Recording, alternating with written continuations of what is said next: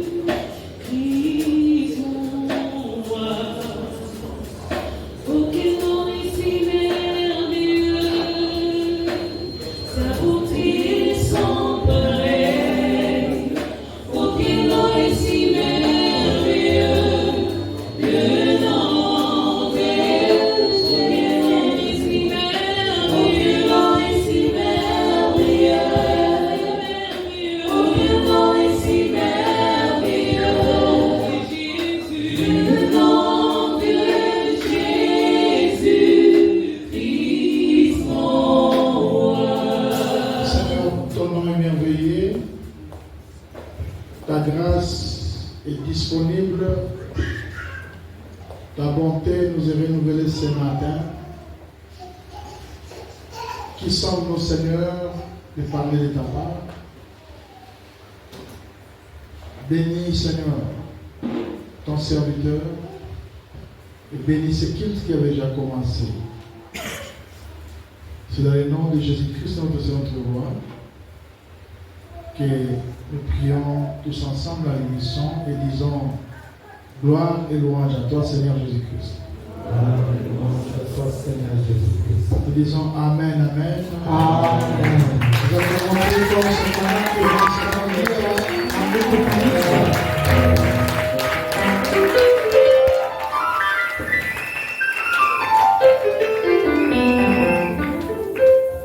Est-ce qu'on peut continuer à acclamer le Seigneur notre Dieu? Est-ce qu'on peut bien le faire? On peut acclamer le roi des rois, le Seigneur des seigneurs, le Dieu tout-puissant, celui qui nous a aimés en premier. Nous acclamons le roi des rois, le Dieu tout-puissant, le Dieu fidèle. Il nous aime tellement. Que le Seigneur vous bénisse abondamment. Amen. Nous vous saluons dans le nom précieux de notre Seigneur Jésus-Christ. Amen. Et avant de commencer, nous tenons à remercier notre papa pour la confiance accordée afin d'être porteur de ce message. C'est une grande responsabilité. Et ma prière ce matin est que nous remplissions cela avec soin. Et que cela soit fait suivant la volonté de Dieu. Et nous remercions aussi le peuple de Dieu pour votre présence en ces lieux. Et nous prions l'Éternel afin que vous ne rentriez pas tel que vous étiez venus, mais que vos vies soient changées. Car je suis convaincu et je crois dans la présence du Seigneur, nous ne rentrons pas dès que nous sommes venus. Il y a quelque chose qui se passe. Est-ce que l'Église de Dieu est d'accord avec moi? Que nous serons bénis ce matin. Nous allons acclamer le Seigneur. Gloire à Jésus. Je vous prie de m'accorder votre attention. Au bout de quelques minutes, nous allons vous la rendre. Nous allons vous proposer quelques textes. Nous lirons dans les textes de Matthieu, chapitre 25, du 14e au 30e verset. Matthieu 25, 14 à 30. Galates 5, 22. Galates 5, 22. Deutéronome 7, verset 9. Deutéronome 7, 9. Ésaïe 25, verset 1. Isaïe 25, 1. Lamentation chapitre 3. Du 22e au 23e verset. Lamentation chapitre 3. Du 22e au 23e verset. 2 Timothée chapitre 2. Du 11e au 13e verset. 2 Timothée chapitre 2. Du 11e au 13e verset. Les autres versets, nous allons les évoquer au fur et à mesure que nous allons évoluer dans le message. J'invite les à se tenir debout, nous allons lire deux passages bibliques. Commençons par Matthieu chapitre 25, du 14e au 30e verset.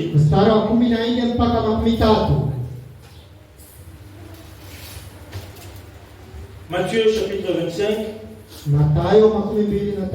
du 14e au 30e verset. La Bible nous dit, il en sera comme d'un homme qui, partant pour un voyage, appela ses serviteurs et leur remit ses biens. Il donna 5 talents à l'un, 2 à l'autre et 1 au troisième, à chacun selon sa capacité. Et il partit. Aussitôt, celui qui avait reçu les 5 talents s'en alla, le fit valoir et il gagna 5 autres talents. De même, celui qui avait reçu les 2 talents en gagna 2 autres. Celui qui n'en avait reçu qu'un alla faire un creux dans la terre et cacha l'argent de son maître. Longtemps après, le maître de ses serviteurs revint et leur fit rendre compte. Celui qui avait reçu les 5 talents s'approcha en apportant 5 autres talents et il dit, Seigneur, tu m'as remis 5 talents, voici j'en ai gagné 5 autres. Son maître lui dit, c'est bien, bon et fidèle serviteur, tu as été fidèle en peu de choses, je te confierai beaucoup, entre dans la joie de ton maître. Celui qui avait reçu les 2 talents s'approcha aussi et il dit, Seigneur, tu m'as remis 2 talents, voici j'en ai gagné 2 autres. Son maître lui dit, c'est bien, bon et fidèle serviteur, tu as été fidèle en peu de choses, je te confierai beaucoup. Entre dans la joie de ton maître. Celui qui n'avait reçu qu'un talent s'approcha ensuite et il dit, Seigneur, je savais que tu es un homme dur, qui moissonne où tu n'as pas semé et qui amasse où tu n'as pas vanné. J'ai eu peur et je suis allé cacher ton talent dans la terre. Voici, prends ce qui est à toi. Son maître lui répondit, serviteur méchant et paresseux, tu savais que je moissonne où je n'ai pas semé et que j'amasse où je n'ai pas vanné. Il te fallait donc remettre mon argent au banquier et à mon retour, j'aurais retiré ce qui est à moi avec intérêt. Ôtez-lui donc le talent et donnez-le à celui qui a les 10 talents. Car on donnera à celui qui a et il sera dans l'abondance. Mais à celui qui n'a pas, on ôtera même ce qu'il a. Et les serviteurs inutiles, jetez-les dans les ténèbres du dehors où il y aura des pleurs et des grincements des dents. On va dans Deutéronome chapitre 7.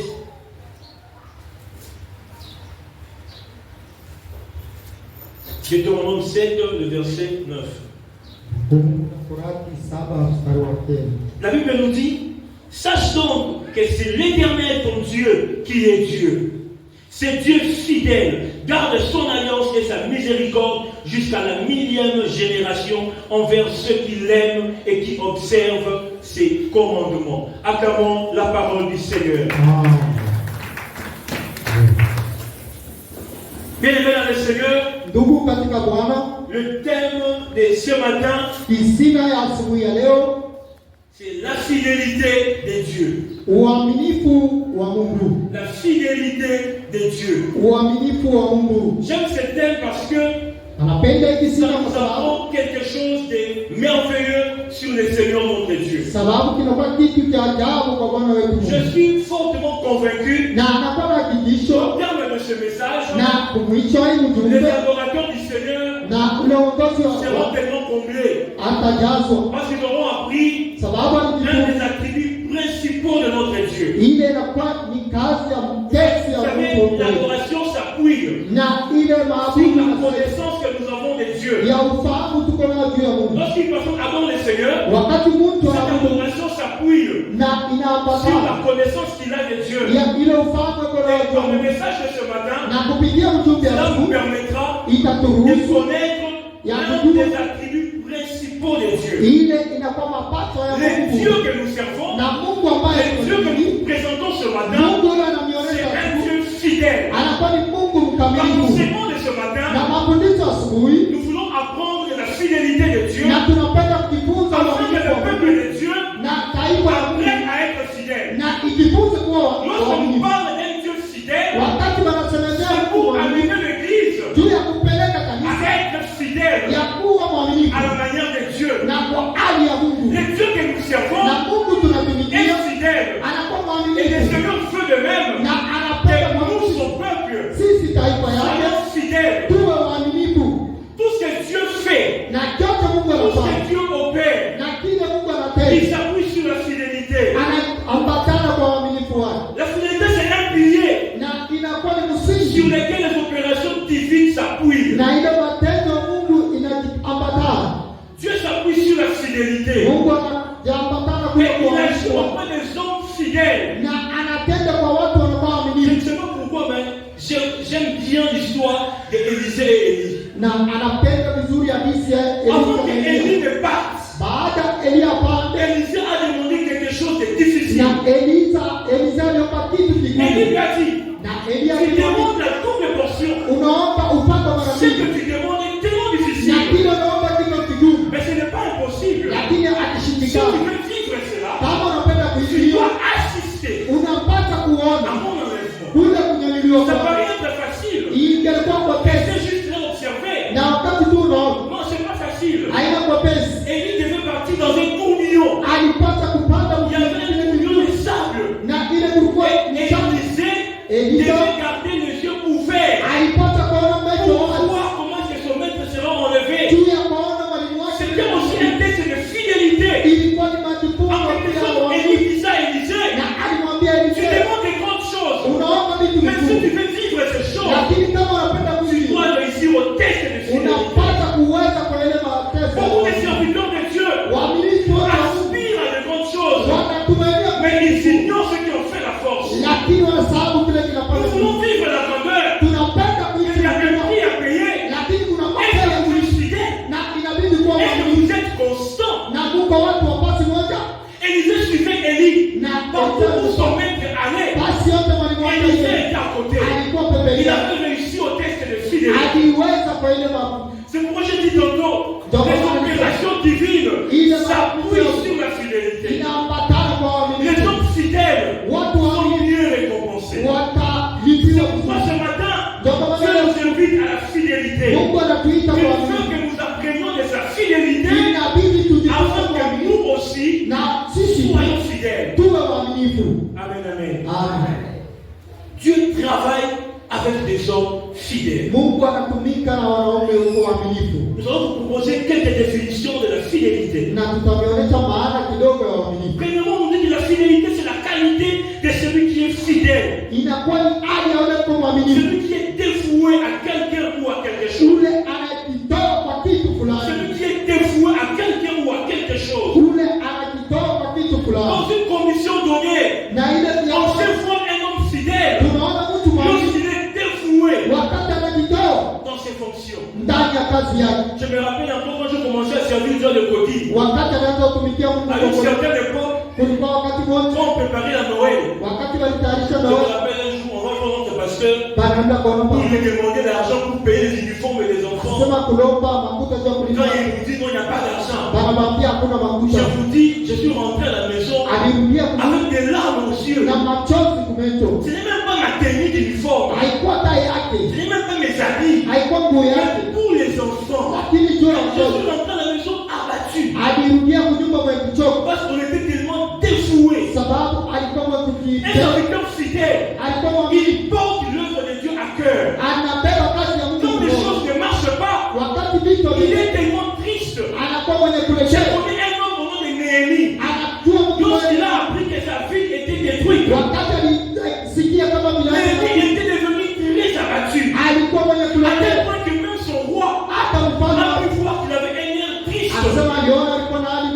Mais est-ce que tu portes encore les fardeaux de ton église?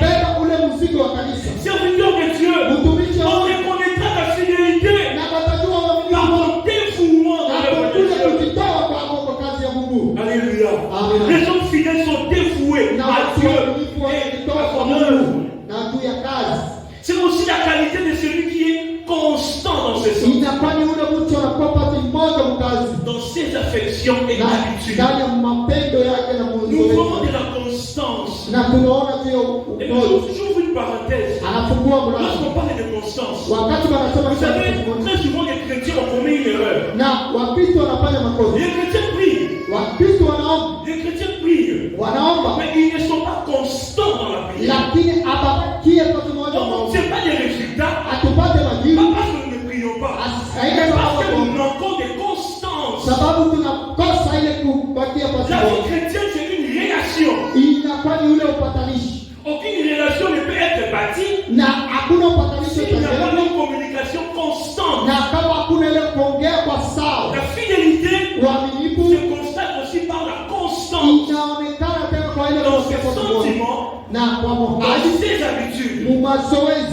J'ai pour habitude de prier par exemple chaque jour à minuit. Quand tu le fais régulièrement, c'est de la constance et c'est de l'habitude. Et je voudrais encourager l'église, ceux qui ont de la constance dans leur vie chrétienne, de continuer ainsi. La fidélité, c'est la qualité de ce qui est conforme à l'exactitude. Ce qui est conforme à l'exactitude, à la vérité. Alléluia. C'est plus facile de reconnaître un homme fidèle. Il n'est pas tout le temps trempé dans les mensonges. Il est vrai. Il n'est pas hypocrite. Il est constant et il est vrai. Alléluia. Et quatrièmement, on nous dit la qualité de celui qui ne ment pas à ses promesses. Qui ne trahit pas un serment. Un homme fidèle accomplit ses promesses.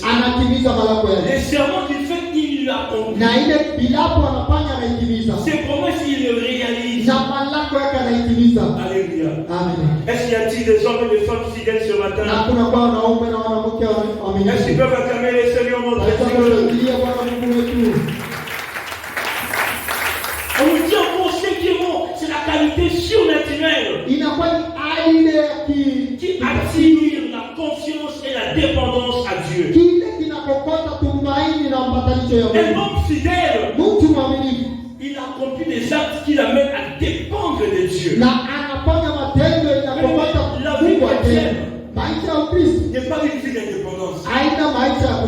La vie chrétienne, il n'y a pas de démocratie. On dépend totalement de Dieu. Alléluia. On dépend totalement de Dieu. Celui qui cesse de dépendre de Dieu ne vivra plus mieux sa vie chrétienne. Un homme fidèle, il dépend de Dieu. Et cette qualité nous renvoie à Galates 5:22 où on cite les fruits de l'esprit. La fidélité fait partie des fruits de l'esprit. Si vous êtes dans Galates 5:22, on nous parle des fruits de l'esprit. Mais j'aimerais ouvrir une parenthèse rapidement. Vous savez, j'ai remarqué une chose. Nous les chrétiens, nous aimons beaucoup les dons spirituels. Et les gens négligent les fruits de l'esprit. Et les dons spirituels, c'est bien. Mais s'ils ne sont pas associés aux fruits, ces dons peuvent vous tuer. Alléluia. Les dons spirituels sont les fruits de l'esprit. Ils peuvent être montés. Dieu peut t'utiliser puissamment. Mais si tu n'as pas le fruit d'humilité, ta fin sera mauvaise. Le fruit de l'esprit t'accorde le caractère de Dieu. Alléluia. Par les dons spirituels, tu peux accomplir de grandes choses. Mais le fruit de l'esprit te permettra de manifester Dieu par ton caractère. Moi, je voudrais exhorter l'église.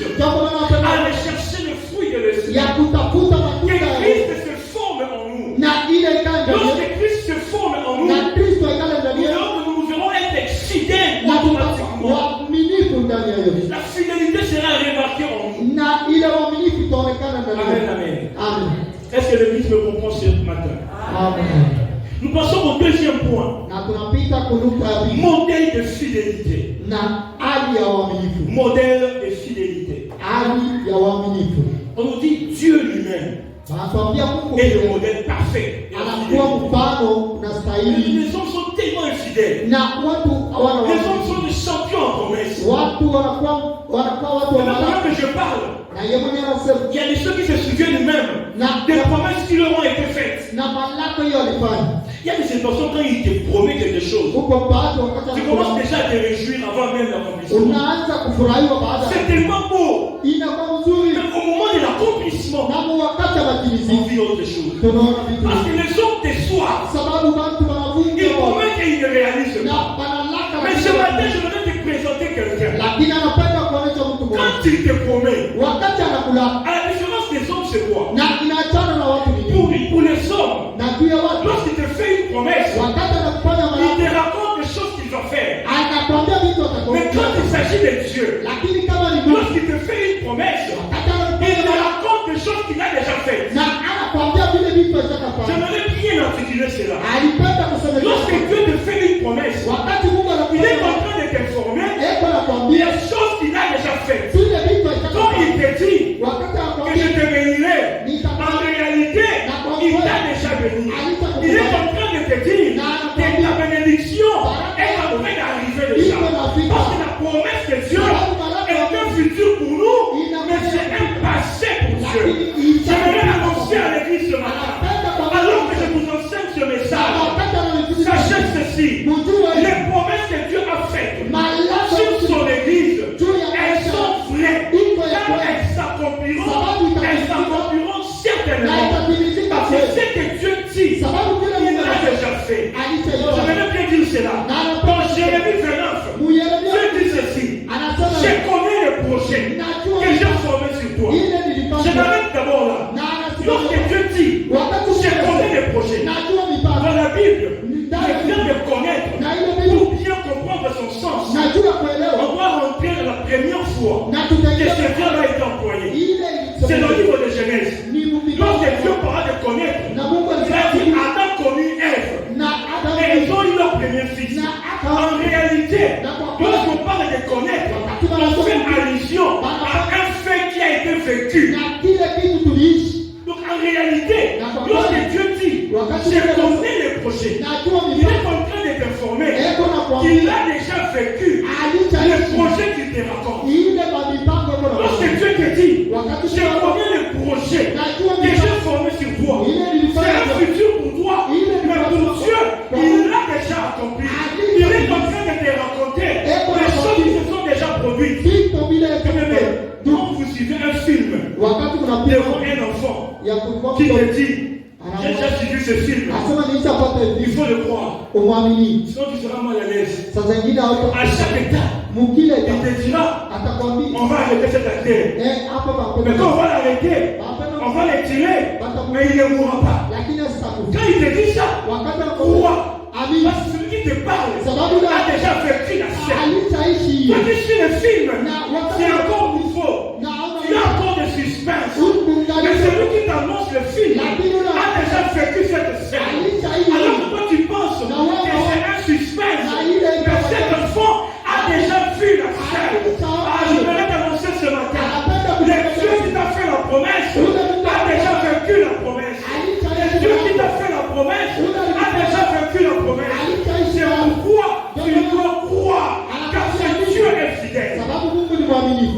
Pourquoi Dieu a accompli ses promesses? Parce qu'il est fidèle. C'est à cause de sa fidélité. C'est pourquoi dans 2 Timothée, au chapitre 2, au verset 11 à 13, on nous dit Dieu est tellement fidèle qu'il ne peut jamais se renier. Il ne peut jamais renier sa nature. Celui qui te fait la promesse, c'est un Dieu fidèle. Cela doit te pousser à croire à ce qu'il dit. C'est pourquoi ce jour-là, Abraham, celui qui avait reçu la promesse, Dieu lui avait dit qu'il aurait un fils. Il a reçu ces 3 hommes qui sont venus le voir. Alors qu'un homme lui dit, dans cette même époque, ta femme sera enceinte. elle enfantera un fils. Et lorsque Sarah a entendu ces mots, Sarah rit. Elle s'est dit, waouh, je suis déjà vieille. Et mon Seigneur, mon mari est déjà vieux. En réalité, quand Sarah disait cela, elle faisait allusion à l'âge de son mari. Normalement, il était impossible à mais j'aimerais vous dire une chose. Dieu n'est pas influencé par les temps. La sérénité de Dieu ne dépend pas du temps. J'aimerais bien répondre ça. La fidélité de Dieu ne dépend pas des temps. Il y a des gens dans ce monde qui avaient fait la promesse. Mais au moment de l'accomplissement, il peut te dire, j'avais l'intention de te bénir, mais les temps sont devenus durs. Il n'a pas menti. Au départ, il avait l'intention. Mais étant humain, il est limité. Il a des limites. Il peut rencontrer des situations difficiles. Parce qu'il est humain. Le temps peut le rattraper. Mais ce que je sais de mon Dieu, il ne subit pas l'influence du temps. Voilà le Dieu que je vous parle. C'est un Dieu qui est au-dessus du temps. Il a existé avant le temps. Et il est le maître des temps. Et les circonstances sont dictées par Dieu. C'est pourquoi je voudrais t'encourager à continuer à croire à ce Dieu. Car il donne l'influence de toi. Je ne sais pas quel est ce problème qui essaie de te défier. Je ne sais pas quelle est cette situation qui essaie de défier ta foi. Tu parleras à ce problème. Tu lui diras, je sers un Dieu qui ne dépend pas du temps, qui ne subit pas les temps. Mais je sers un Dieu qui est au-dessus des temps. Je sers un Dieu qui est le maître des circonstances. Même si les circonstances ne sont pas bonnes, même si dans ce pays, nous traversons des temps difficiles, même si dans ce pays, les chiffres sont mauvais, mais je crois à un Dieu qui est au-dessus des temps. Est-ce qu'on peut acclamer le Dieu fidèle? Abraham, lorsqu'il a reçu cette parole, Sarah rit. Et l'homme lui a dit, qu'est-ce qui peut être aussi étonnant envers notre Dieu?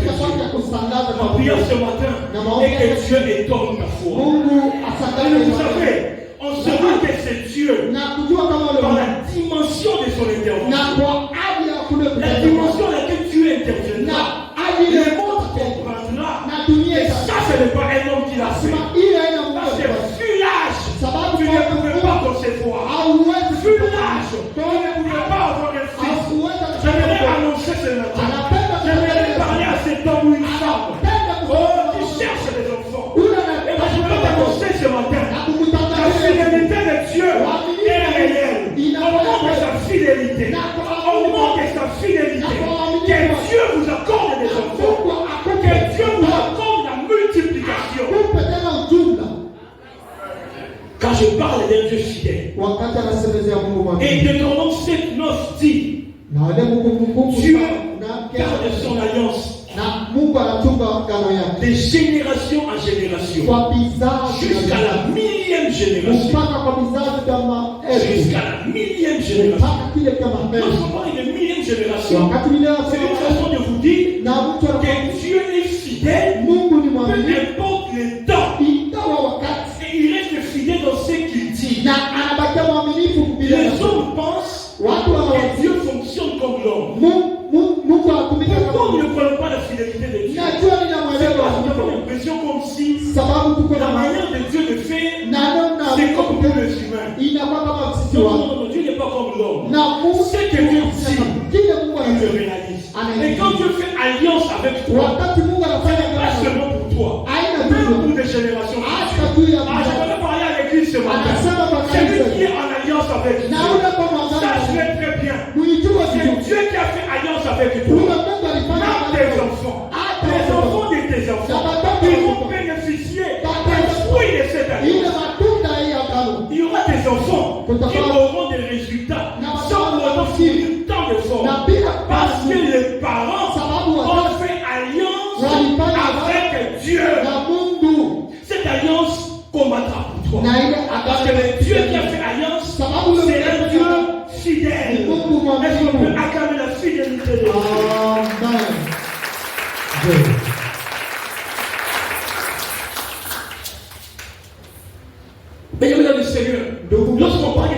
fidélité de Dieu, on fait allusion aussi à la bonté de Dieu. Parce que la fidélité de Dieu est en relation avec les bontés de Dieu. La fidélité de Dieu est en relation avec ses bontés. Lorsqu'on nous parle d'un Dieu fidèle, cela se manifeste par ses bontés. Je disais tantôt, la fidélité se révèle, se manifeste par une certaine constance. La Bible dit dans Lamentation chapitre 3, la Bible dit, les bontés de l'Éternel ne sont jamais épuisées. La Bible ne se limite pas là. Ça ne se limite pas là. Et elle ajoute, elle se renouvelle chaque matin.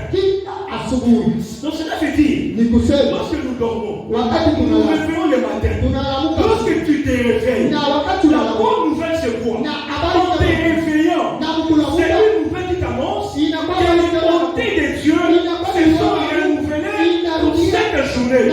Cela veut dire quoi? Si tu avais vécu des faveurs hier, ça c'était pour hier. Et pour aujourd'hui, il y a encore de nouvelles faveurs.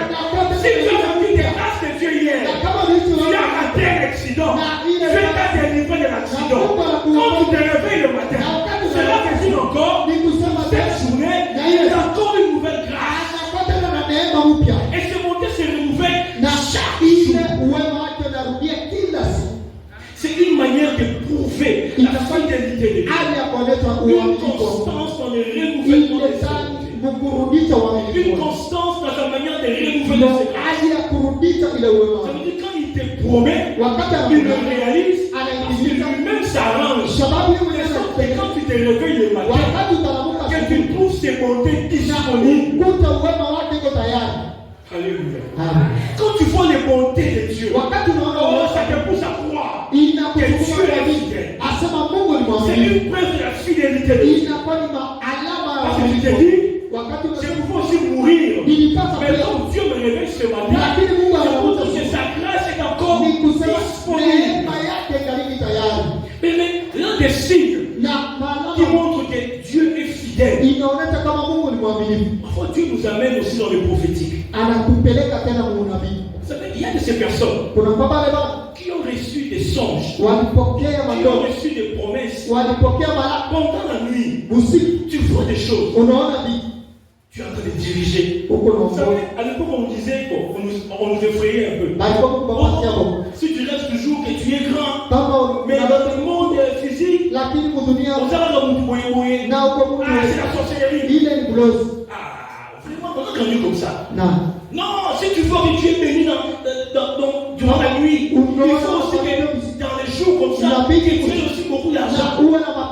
Attention, il y a ces personnes, pendant la nuit, si tu es en train déjà de te révéler ce qu'il a déjà fait pour toi. Alléluia. Il y a des choses que je vis aujourd'hui. J'ai reçu des songes il y a de cela quelques années passées. Un jour, je suis allé à la maison. J'ai sorti un carnet bleu que j'ai à la maison. J'avais écrit un songe que j'avais fait. Même avant de me marier, j'avais écrit ce songe-là. Et je commence à voir la manifestation de ce que j'avais écrit.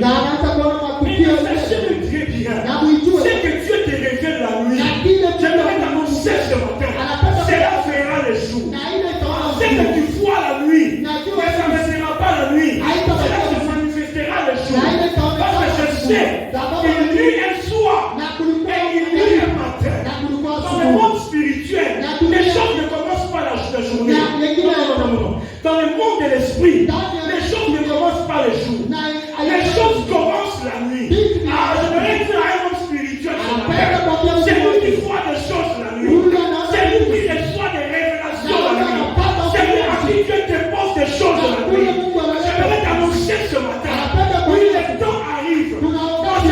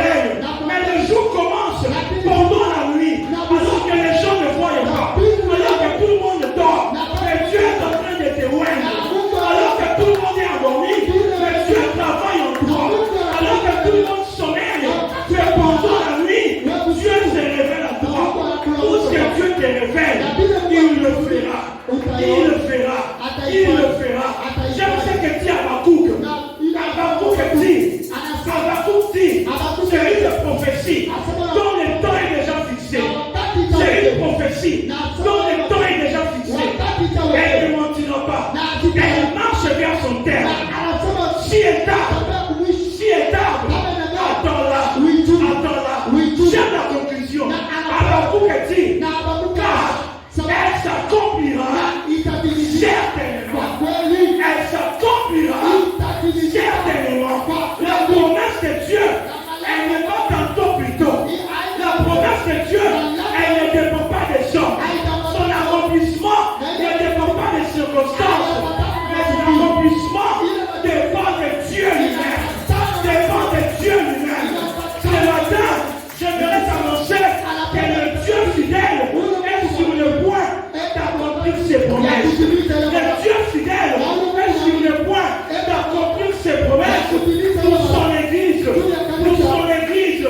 pour sa famille. Ce que tu as vu, tu le verras s'accomplir. Le plus grand problème, c'est de voir. Le plus grand problème, c'est de voir. Si tu ne vois pas, tu ne sauras pas vivre. Oh, je me l'ai dit ça très bien. Celui qui ne voit pas, il ne vivra rien. Celui qui n'a rien vu, il ne vivra rien. Mais si tu as vu, c'est que Dieu t'a révélé. C'est pour te dire que cela existe déjà. Cela existe déjà. Les bontés de l'Éternel se renouvellent chaque matin. Dieu ne pourra jamais être infidèle. Car la fidélité est sa nature. Troisième point, nous parlons des paraboles des talents. La parabole des talents. Notre texte de base. Mais avant d'entrer en profondeur dans cette parabole, il y a quelque chose que Dieu m'a permis de comprendre. On nous dit que cet homme devait aller en voyage. Il a confié à ses serviteurs des talents.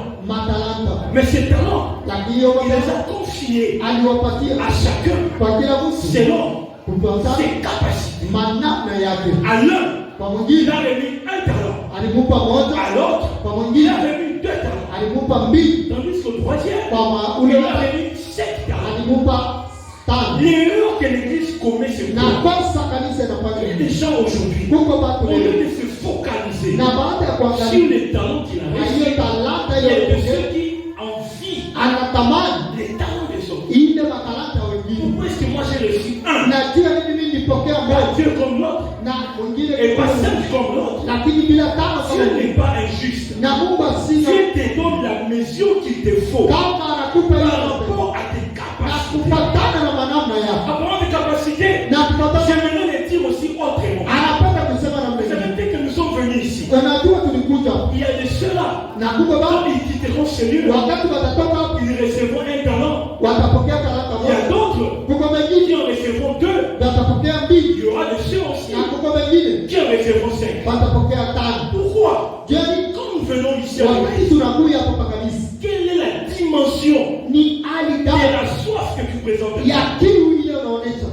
Dieu va te remplir en fonction de ta capacité, en fonction de la capacité du récipient que tu lui présentes. Il y a de ces gens, quand ils viennent devant Dieu, sa soif équivaut à une dimension de ce talent. Il ne peut jamais en avoir 2. Il y a d'autres, quand ils viennent à l'église, ils sont tellement assoiffés de Dieu, à tel point que Dieu leur en donne 2. Il y a d'autres, soit c'est l'équipe tellement. Puisque sans Dieu, je ne peux vivre. La soif est tellement grande. Il présente à Dieu un récipient. Dieu permet de leur déverser 7 à chacun, selon ses capacités. Dieu te donnera à la mesure. Même quand Dieu veut te bénir, Dieu ne bénit pas au hasard. Lorsque Dieu veut te bénir, Dieu respecte ton niveau de maturité. Oui, Église de Dieu, on peut tous demander de grandes choses à Dieu, mais il y aura ceux qui en recevront 5 parce qu'ils ont grandi. Mais il y a d'autres, tu as une dimension, il ne peut avoir qu'un.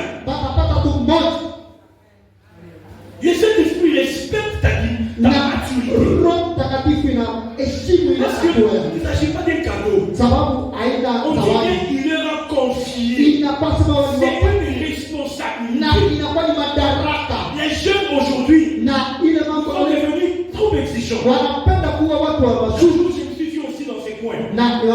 J'ai tellement de prédications où on sort des rémas. Ils sont devenus trop exigeants. Ils sont allés dans des églises où on sort des révélations. Mais qu'avez-vous fait des révélations reçues? On est rempli des agendas. On est rempli des carnets. Oh, c'était waouh! On a bien prêché. Oui, c'est un talent. On t'a confié. Qu'avez-vous fait de cet investissement? À celui qui a beaucoup reçu, il lui sera aussi beaucoup demandé. C'est bien de rechercher des bons messages. C'est bien de rechercher des bonnes prédications. Mais qu'est-ce que vous faites de toute cette connaissance? Qu'est-ce que vous faites du dépôt que vous avez reçu? Qu'est-ce que vous faites de ces enseignements qu'on nous dispense? Combien de dimanches sont passés à enseigner? Nous avons fait des grands prédicateurs ici. Ils ont prêché, ils ont enseigné, nous avons acclamé. Qu'avons-nous fait de tous ces enseignements?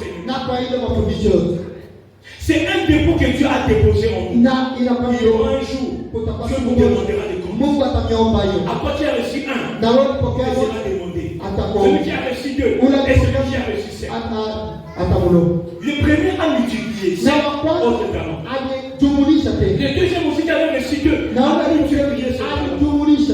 Et le maître lui dit, bon et fidèle serviteur, tu as été fidèle dans peu de choses, je te confierai des grandes. Voilà une clé de la grandeur. On élève pas d'abord des compétents. On élève des hommes fidèles. On élève d'abord des hommes fidèles. On te confie une petite responsabilité. La première des choses, la première tu penses, c'est de voler. Je me rappelle encore un jour, ils ont pu nous faire rire. À notre travail, on devait aller à une formation. On m'a confié la gestion des sucrés. On m'a dit non, mais si quand vous avez fini la formation, donc à chaque travailleur une canette de sucrés. Je vous dis pendant la pause, lorsque je vais au véhicule pour prendre les canettes, je vois un collègue qui me suit. Je suis malade.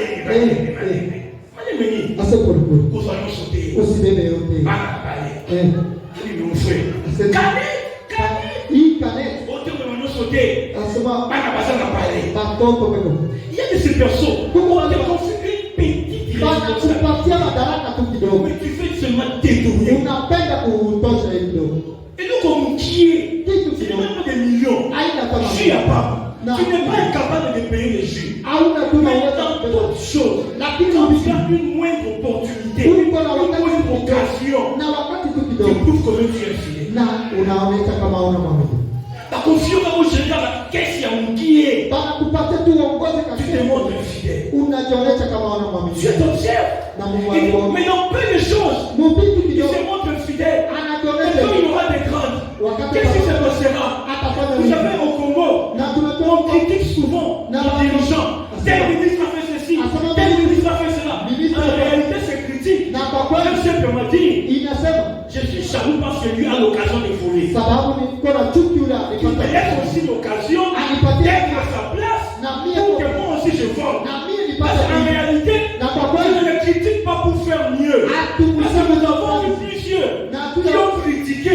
Lorsqu'ils se sont retrouvés là, ils n'ont pas fait mieux. C'est déjà entré dans les têtes. Dans des petites choses que Dieu confie. Montrons-nous fidèles. Dieu nous regarde. Parce qu'il aura un temps où il reviendra pour nous demander des comptes. Et lorsqu'il demande au troisième, il lui dit, qu'as-tu fait de mon talent? Il dit, je te connaissais. C'est ce que tu amasses ou tu n'as pas servi. J'ai gardé cela sous la terre. Mais là, le Seigneur, le maître lui a dit, tu es mauvais et paresseux. Les serviteurs inutiles sera jeté dans le feu. Mais dans le Seigneur, ne sois pas un serviteur inutile. Dans l'œuvre de Dieu, ne sois pas un serviteur inutile. Montre-toi utile. Qu'est-ce que tu fais? Tu as tellement la connaissance. Mais pour prêcher, pour modérer, pour venir à l'église, pour renforcer. Vraiment. Après tout cet investissement que Dieu a déposé, mais tu ne veux pas les servir. Dieu, ces jours-là, quand il viendra, il te demandera. Vous savez, quand je regarde ma vie, même mon passé, je comprends que Dieu est tellement ancien des jours. Il m'a amené dans un parcours tel que ce que je vis aujourd'hui, je commence à comprendre pourquoi Dieu m'a amené par ici et par là. Tout ce que Dieu fait, c'est pour notre bien. Quand Dieu t'enseigne beaucoup, tu reçois beaucoup, sache-le bien, il y aura un temps où il te sera demandé de déverser ce que tu as reçu. Ne sois pas comme Pierre. Vous savez, ce jour-là, Jésus a amené Pierre, Jean et Jacques à la montagne pour la transfiguration. C'est ce que Pierre a dit. Seigneur, il serait mieux que nous bâtissions 3 tentes. Une pour toi, une pour Moïse, une pour Élie. Pierre voulait rester sur cette présence de Dieu. Pierre voulait rester à la montagne. Non. Tu es invité à la montagne, pas pour demeurer à la montagne. Lorsque Dieu t'invite à la montagne, lorsque Dieu investit en toi, c'est parce qu'en bas de la montagne, il y a des paralytiques qui t'attendent que tu viennes de déverser la puissance que tu as reçue à la montagne. Lorsque tu vas à la montagne, lorsque Dieu répond son onction, lorsque Dieu investit en toi, Dieu attend que tu déverses la puissance qui t'a donnée. Lorsque Dieu t'amène à la montagne, ne reste pas à la montagne. Il y a des aveugles au bas de la montagne. Il y a des paralytiques au bas de la montagne qui attendent que vous descendiez et qu'ils soient guéris. Dieu n'investit pas en vain. Ce que Dieu dépose en toi, c'est pour que tu amènes les âmes vers lui. Combien sont des païens autour de toi? Dans votre travail, dans votre entreprise, dans votre quartier. Combien sont ceux-là qui ne connaissent pas Dieu? Combien sont ceux-là qui ne connaissent pas Christ? Oh, l'Esprit m'amène à parler à un Philippe. Vous savez, un jour, Dieu a dit à Philippe, Philippe, approche-toi de ces chats. Il y a un homme éthiopien qui a tellement soif de Dieu, mais qui ne comprend pas les choses de Dieu. Ne reste pas loin. Approche-toi de ces chats. Je vais dire au peuple de Dieu, ne reste pas loin du chat. Ne reste pas loin des pécheurs. Ne reste pas loin des païens. Approche-toi d'eux. Parle-leur de Jésus. Parle-leur de la fidélité de Jésus. Enseigne-leur Christ. Fais-leur connaître Jésus. Et ils seront nombreux ensemble. Est-ce que l'Église me comprend ce matin? Mais pourquoi est-ce que Dieu a dit à ses serviteurs qu'il est un serviteur inutile? Le maître voulait que ses serviteurs apprennent que lui il est un maître travailleur. Dieu n'aime pas les paresseux. Dieu est un Dieu travailleur. Il dit, ton Père agit, moi aussi j'agis. Dieu opère. Dieu travaille. Même quand Dieu est silencieux, le silence de Dieu n'est pas une absence de Dieu, mais c'est le travail de Dieu. Dieu travaille. Et Dieu veut aussi que son peuple travaille. Alléluia. Quatrièmement, les bénéfices de la fidélité. Nous allons rapidement pour clôturer. Les bénéfices de la fidélité de Dieu. L'homme qui est fidèle est comblé de bénédictions. L'homme fidèle est comblé de bénédictions. Alléluia. Deuxièmement, on nous dit il reçoit des couronnements de la main du Seigneur. Sois fidèle jusqu'à la mort, je te donnerai la couronne. Apocalypse chapitre 2, le verset 10. Si tu es fidèle à Dieu, tu seras couronné, tu seras béni. Et il y a de ces bénédictions que Dieu déverse sur nous. Ce n'est pas parce qu'on fait les choses, c'est juste parce que tu es constant. Tu es fidèle. À ton poste, tu es toujours là. Quand on te cherche, on te trouve. Tu es toujours disponible pour le Seigneur. Un homme fidèle Dieu l'élève. Vous savez, il y a beaucoup de chrétiens qui ne font manque de promotion même au travail. Juste parce qu'ils ne sont pas fidèles. La fidélité se traduit aussi même par la constance, la régularité au travail. Il faut prier, jeûner pour avoir ce travail. Mais quand tu as commencé, comment il est régulier? Aucun employeur ne peut promouvoir un travailleur irrégulier. Un jour, un ami m'a dit, merci, au travail, tout le monde est malade. Mais chacun choisit les jours où il veut les manifester.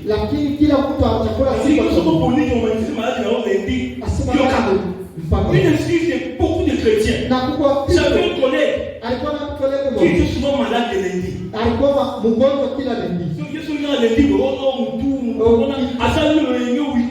Et le lundi, il est tellement fatigué.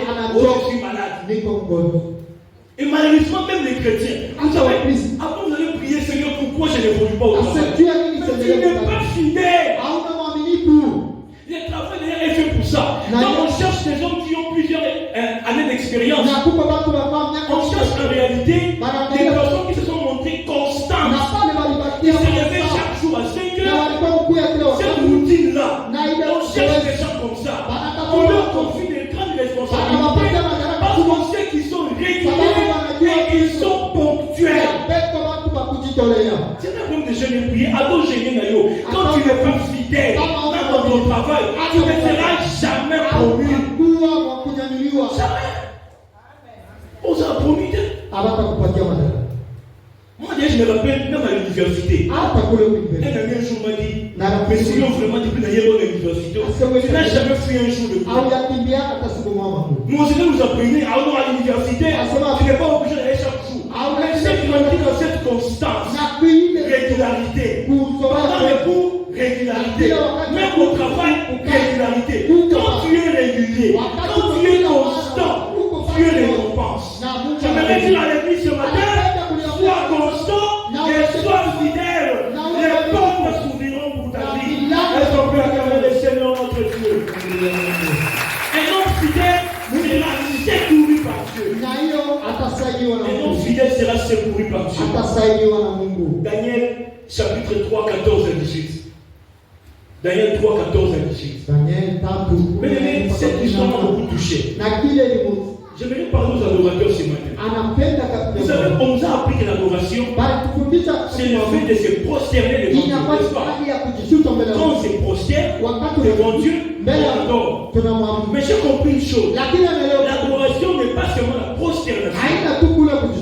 Il y a des circonstances où l'adoration devient le fait de refuser de se prosterner. On se prosterne devant Dieu. Mais quand les choses changent et qu'on nous amène devant des choses qui ne sont pas Dieu, on ne se prosterne pas. Shadrach, Meshach, Abednego, on leur a présenté une statue, on leur a présenté d'autres dieux, pour leur dire, vous devez vous prosterner devant ces dieux. Mais comme ils savaient qu'ils étaient adorateurs, ils ont dit, on ne se prosternera pas devant ces dieux. Je vais vous dire ceci. Ici on parle des statues. Mais ces statues peuvent symboliser quoi? Il y a des soi-disant opportunités que le monde nous propose. Tout le monde fléchit devant ces soi-disant opportunités. Mais quand un adorateur de Dieu vient, il dit en tant que serviteur de Dieu, je ne fléchirai pas. Oui, c'est vrai, tu me proposes beaucoup d'argent. J'ai tellement de besoins. Si tu fais ceci, tu auras $5 000. Oui, c'est trop tentant. Tu regardes. Tu dis non.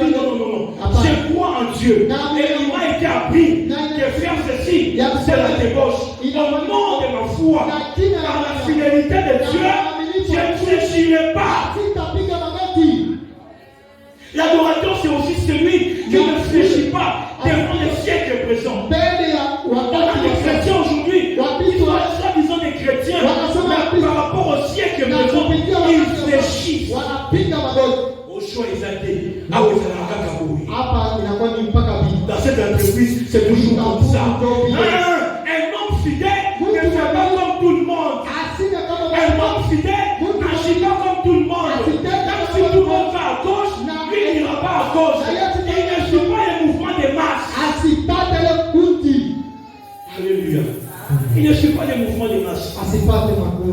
Et je vais finir. 5e point, le domaine de fidélité. Où est-ce qu'on doit être fidèle? Je vais les citer rapidement. On montre notre fidélité dans le ministère. On montre notre fidélité dans le ministère. La tâche qui t'a été confiée, il faut la porter avec soin. La fidélité dans nos finances, par la manière de donner les offrandes, les actions de grâce, les dîmes. Un jour, je faisais un débat avec un bien-aimé à propos de la dîme. Je lui dis la dîme. On ne donne pas encore la dîme et les offrandes pour chercher à être béni. Je ne dis pas ça. On ne donne pas les offrandes pour chercher à être béni. En réalité, si tu as pu avoir cette offrande, c'est parce que Dieu t'a déjà béni. N'est-ce pas? Amen. Si tu as pu avoir 10 000 francs, c'est parce qu'en amont, c'est parce qu'au départ, Dieu t'a déjà béni. Et quand je donne mon offrande, je donne mes actions de grâce, je reconnais d'abord la grandeur de Dieu. C'est un signe de reconnaissance et c'est un acte de foi. C'est comme ça que Dieu continue à nous bénir. Parce que Dieu comprend que tu as compris que tu dois reconnaître sa grandeur par tes offrandes. Sois fidèle dans tes dîmes. Faisons-les régulièrement. Et ensuite, on dit la fidélité dans nos couples. Alléluia. Est-ce que les couples sont là ce matin? Amen. Y a-t-il des couples ce matin? Amen. Est-ce qu'ils doivent réclamer le Seigneur? La fidélité dans le couple. J'avais un collègue qui disait, moi je suis fidèle à mon mariage. Et moi à ma femme. Donc on sait qui est sûr, je ne marierai pas 2 fois. Je suis fidèle au mariage. Mais à ma femme, non. Non. Cette fidélité, c'est envers votre épouse et votre époux. Le domaine de la fidélité. Alléluia. On doit se montrer fidèle dans notre travail, dans nos affaires. Et la fidélité dans nos promesses. Dans nos promesses, on fait allusion à Anne. 1 Samuel chapitre 1, verset 11. Anne avait fait la promesse. Anne avait dit à Dieu, si tu me bénis, tu me donnes un enfant, je vais te le consacrer. Est-ce que tu te rappelles encore du feu que tu as fait à Dieu? Et parce qu'il nous a prêché, a donné un exemple. Il y a une femme qui avait fait une affaire. L'État lui devait beaucoup d'argent. Beaucoup de millions de dollars. Le gouvernement est passé, on ne l'a jamais payé. Elle avait prié, elle avait dit à Dieu, le jour où on me payera ma dette, je donnerai la dîme. C'est vrai, des fois on fait facilement des prières. Mais quand la prière s'exauce, comme il faut payer, ça va nous relater. Mais quand tu priais, l'homme de Dieu a gêné. Les frères ont toujours prié. Les intercesseurs ont fait même des nuages. Seigneur agit, Seigneur agit. Lorsque Dieu n'a pas encore agi, tu es tout le temps à la chaudière. Mais lorsque Dieu agit, tu n'as même plus le temps de venir à l'église. Mais pour comprendre si Dieu a exaucé ou pas, il y a des personnes, quand vous ne les voyez plus, vous comprenez que Dieu a déjà agi. Cette moment, le gouvernement est passé rien. Et le gouvernement est venu après. Un jour, on l'appelle par notre régime.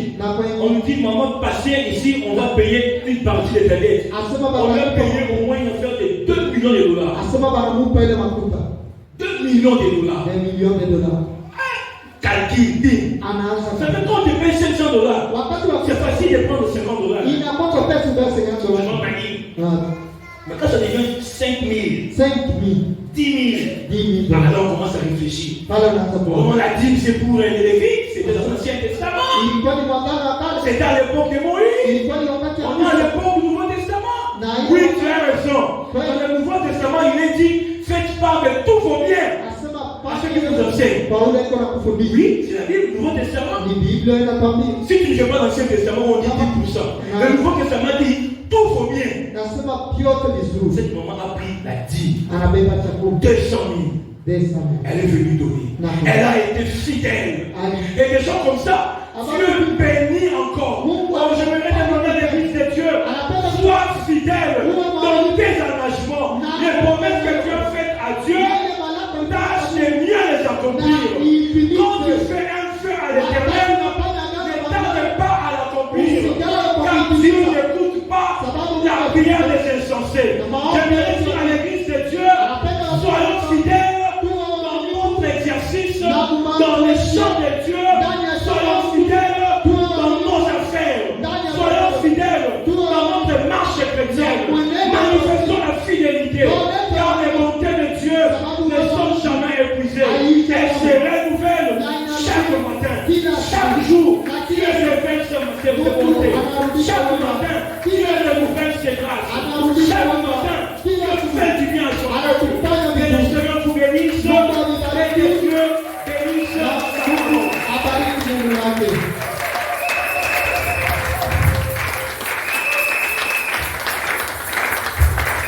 Alléluia. Demande au voisin, quand est-ce que tu as donné ta vie pour la dernière fois? Uliza jirani, wakati gani ulileta chakula mara ya mwisho? Vous savez, tout ça c'est dans la parole de Dieu. Hiyo yote ni maneno ya Mungu. La puissance de l'église peut passer aussi par la puissance matérielle. Uwezo wa kanisa utaweza kupitia kwa vitu. La puissance de la mission. Ile uwezo ya kazi. Alléluia. Soyons fidèles. Tuwe waaminifu. Qui était abandonné saint dans un dos. Il y a un homme qui a promis. Si on lui paye 3 millions, il va nous apporter la dîme de 300 000.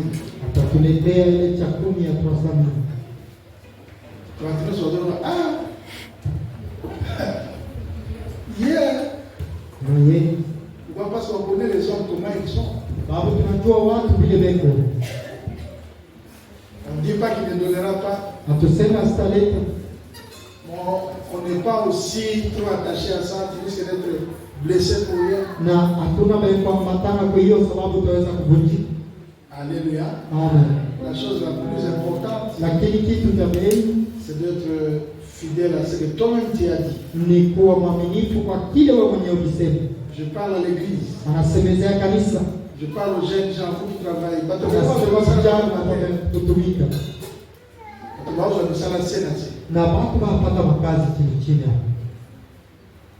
C'est rare de voir quelqu'un qui a commencé le travail. Je dirais que la prémisse dit, j'ai commencé.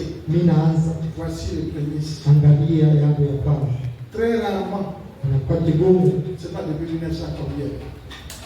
Mais nous autres, on a fait ça, on a vu la main de Dieu. Alléluia.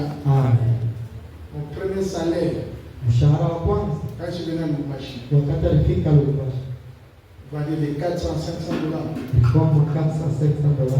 Je n'avais pas de maison. Je restais à l'hôtel. À l'époque, c'était quand même un peu beaucoup d'argent. 2005-2006. Aujourd'hui, c'est comme 1 200 $, c'est comme 1 500 $. J'ai tout pris, je donnais à Dieu.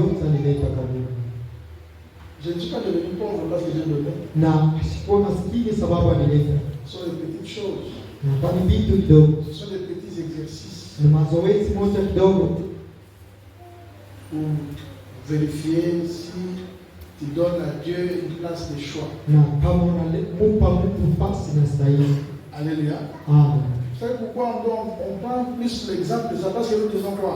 Le monde dit quoi? Après Dieu c'est qui? Le monde dit quoi? Après Dieu c'est l'argent. Alors parfois il faut montrer à l'argent. Après Dieu ce n'est pas toi. Je t'amène chez Dieu. Amen. Nous allons prier Dieu. Qu'il fasse de nous des hommes et des femmes fidèles. Il ne le fera pas parce que tu as prié. Il le fera quand tu vas décider de respecter ce qu'on a prêché. Nous inclinons dans la prière. Commence à regarder dans ton cœur. La fidélité. La fidélité dans ton mariage. Est-ce que tu es fidèle? Est-ce que tu es fidèle? Yahweh,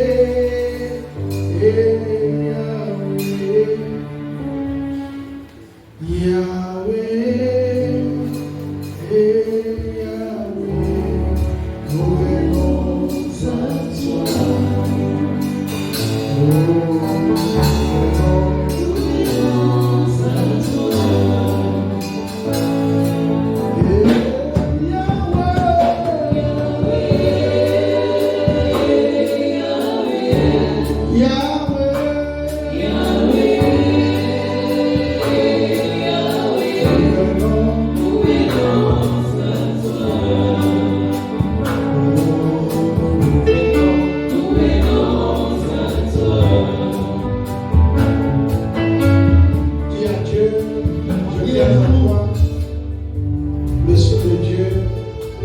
Donne-moi la force de pratiquer cette parole.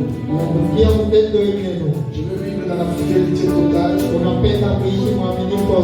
Sans pour autant tenir compte des hommes. Je vais être reconnaissant. Je vais te servir par reconnaissance. Prie dans le nom de Jésus.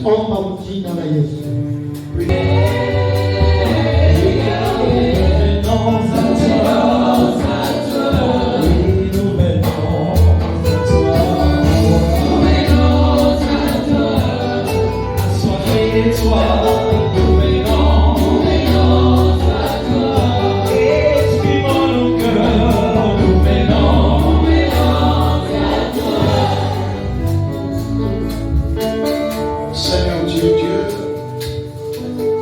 que ton nom soit glorifié.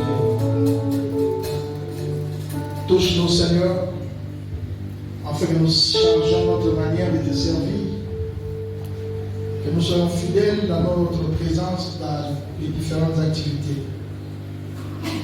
L'Esprit de Dieu fait nous comprendre que si nous sommes vivants, c'est pour venir dans ta présence. Fidèles lundi, mardi, mercredi jusqu'au dimanche. Fidèles dans notre façon de donner. Que nous ne donnons pas parce que tel a donné autant, mais que nous donnions parce que tu nous as bénis. Que cette parole puisse agir, puisse produire des effets dans nos vies. Que nous ne puissions pas aller ni à droite ni à gauche. Et que la gloire te revienne au nom de Jésus-Christ. Amen. Amen. Nous acclamons pour le Seigneur notre Dieu. C'est le moment de Dieu soit.